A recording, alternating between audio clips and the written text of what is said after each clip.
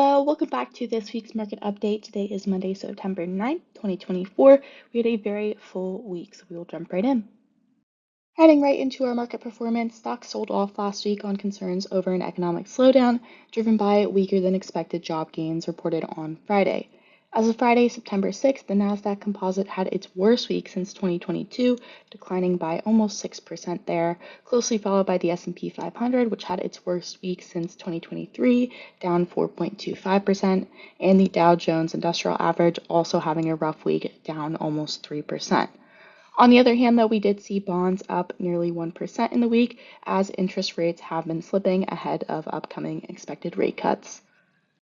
Perhaps the biggest headline of last week was the August unemployment report, showing that the unemployment rate ticked down slightly to 4.2% as expected in August. The one miss, though, was in the non-farm payroll gains. So we saw a gain of just 142,000 jobs compared to the anticipated 161,000 jobs. So that spooked markets a bit on Friday. And the largest job gains came from construction, healthcare, and social assistance, while manufacturing jobs saw a decline.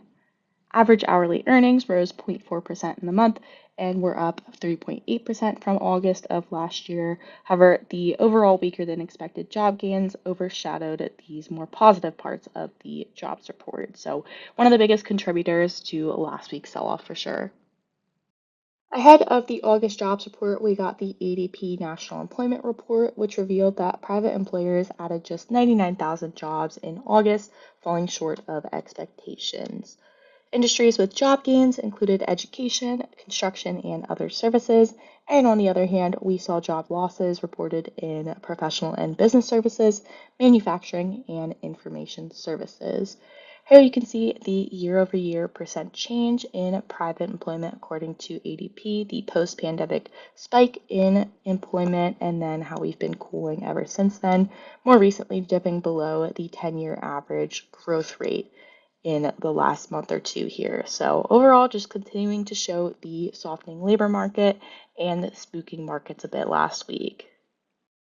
Another more cautionary data point from last week, the ISM Manufacturing Index came in at 47.2% in August. This was up slightly from July's 46.8%. However, it did come in slightly below expectations.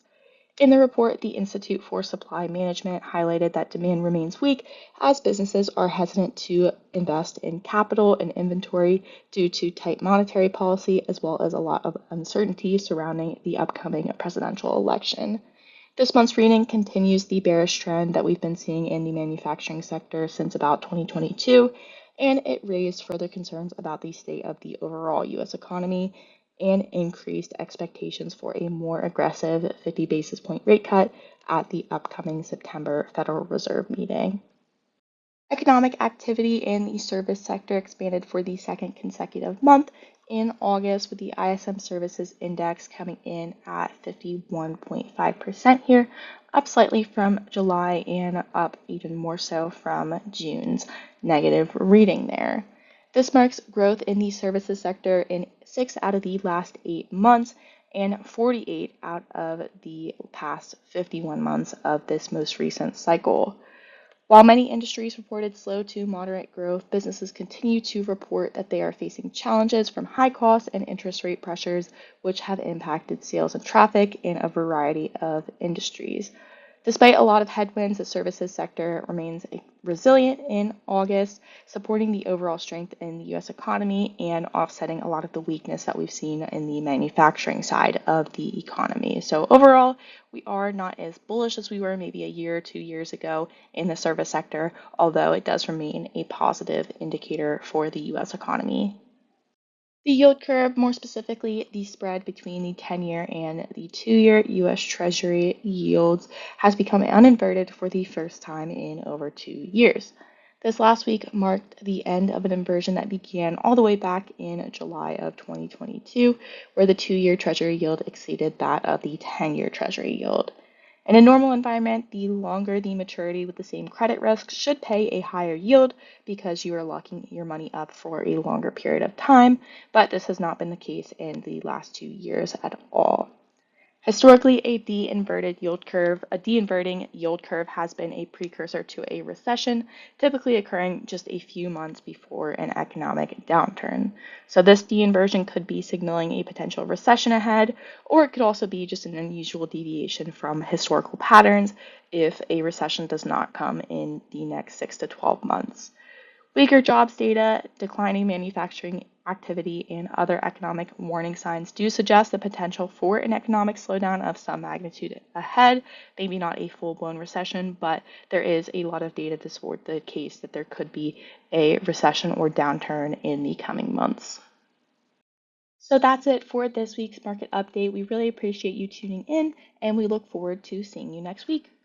The information you have heard is the view of Synergy Asset Management as of the date of publication. These views and opinions are subject to change without notice. Investors should not act on any recommendation, express or implied, or information in this material without obtaining specific advice from their financial advisors and should not rely on information herein as the primary basis for their investment decisions. Information contained herein is based on data obtained from publicly recognized sources and is believed to be reliable and is not expected to be updated after initial publication. This information has not been independently verified, and Synergy makes no representations or warranties as to its accuracy. The material has been prepared solely for informational, educational, and market commentary purposes and is not a solicitation of advisory services or an offer to buy or sell any security or to participate in any trading strategy.